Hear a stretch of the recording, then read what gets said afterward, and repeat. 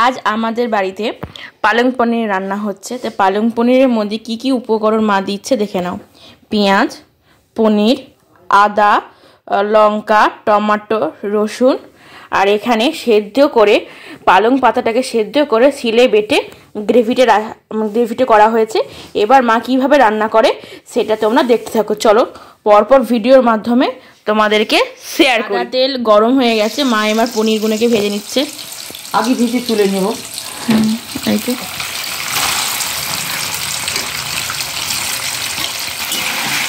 খুব বেশি একটা ভাজবো না। শীতকালে কিন্তু আমার মা নানা কিছু রান্না করে। আজ থেকে স্টার্ট হলো না, অনেক দিন থেকে স্টার্ট হয়েছে। একদিন মটর পনির করেছিল, তারপর সফট পনির করেছিল। তবে শীতকালে যে পালং পনিরটা আজ থেকে স্টার্ট হলো। এবার যতদিন শীত থাকবে আর যতদিন পালং পনির থাকবে একদিন হবেই। এইভাবে এবার মা নেড়ে নিচ্ছে।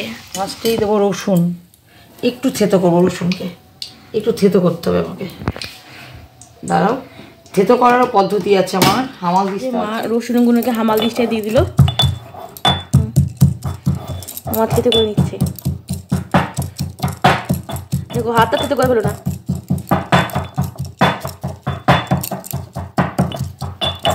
ওই থেতো করা রসুনটাকে মা এবার তেলের মধ্যে দিয়ে দিচ্ছে। হামাল দিস্তা থেকে তুললাম।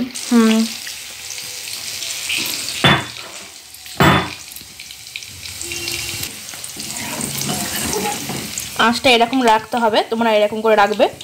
কোনো সময় মিডিয়াম আঁচ। এবার মা পেঁয়াজ দিচ্ছে। পেঁয়াজ না, আদা। আদাটা কিন্তু ঘষে নেওয়া হয়েছে গ্রেটারে। এটা দিয়ে, মানে মিক্সিতে পেস্ট করলে হবে না, যাতে মুখে খেতে গেলে পালং পনিরের সঙ্গে একটু কচকচ করে দাঁতে পড়বে, তবে খেতে ভালো লাগবে। এবার দেবো পেঁয়াজ। পেঁয়াজের পর তো আমি টমেটো দেবো। আমাদের ওয়েস্ট বেঙ্গল তথা ভারতবর্ষে মানে প্রতিটা তরকারিতেই টমেটো লাগে। 12 মাস প্রত্যেকটাতে তরকারি টমেটো দিতে হয়। আর আমাদের ওয়েস্ট বেঙ্গলের লোকরা খুব টমেটো খায় প্রচুর। ওই পেঁয়াজ করে দাও, দেবো তো। প্রচুর পরিমাণে ওয়েস্ট বেঙ্গলের লোকরা টমেটো খায়। কারণ 12 মাস এটা সিজনের, মানে এটা সিজনের, কিন্তু 12 মাস পাওয়া যায় হাইব্রিড টমেটো। 12 মাস ফলন হয় টমেটো। আর টমেটো না দিলে তো তরকারিতে স্বাদই আসবে না।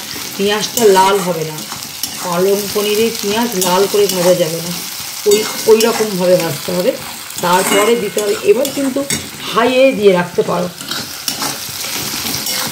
এবার কন্টিনিউয়াস নেড়েই যেতে হবে। হ্যাঁ, ওটা টমেটোটা একটু গলে আসুক। এবার দেবো লঙ্কা, যে ঝাল যেমন খায়। তবে এগুলো একটু ঝাল হলেও ভালো লাগবে।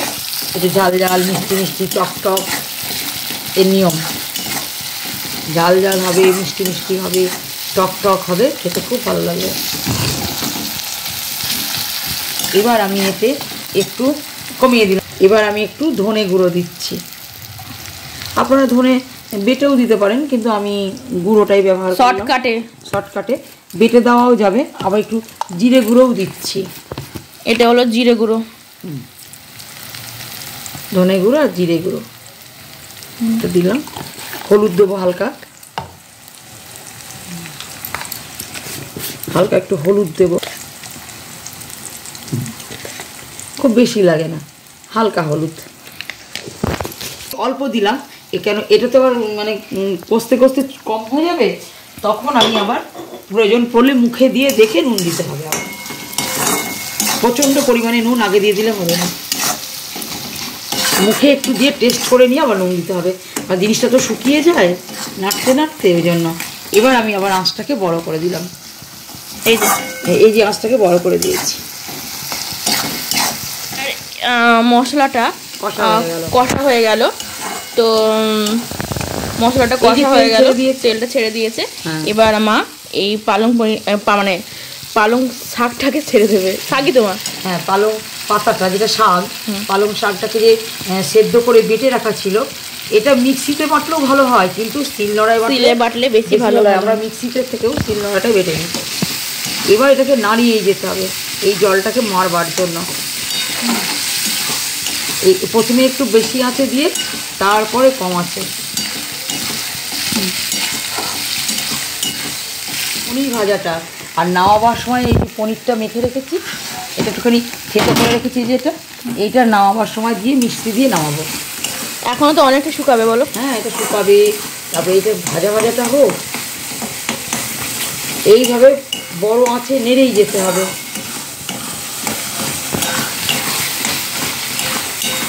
এবার শুকিয়ে গেছে পালংটা, তো এবার পনিরটা মা দিয়ে দিচ্ছে। পালং শাকটা শুকিয়ে গেল, পনিরটা দিই, ভাজা পনিরটা পরে এটা নামাবার সময় দেবো।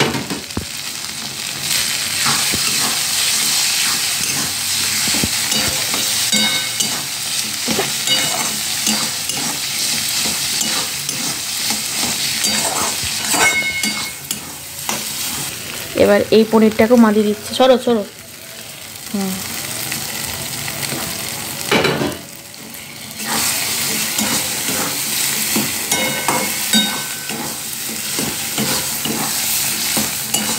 এতে একটু মিষ্টি দিতে হবে, এবার মিষ্টি আর কিছু না।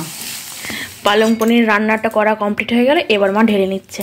তো ধোঁয়া উঠছে, গরম গরম পালং পনির রেডি হয়ে গেছে। চলো টাটা। মজবে তত খেতে ভালো লাগবে। তো টাটা, বাই।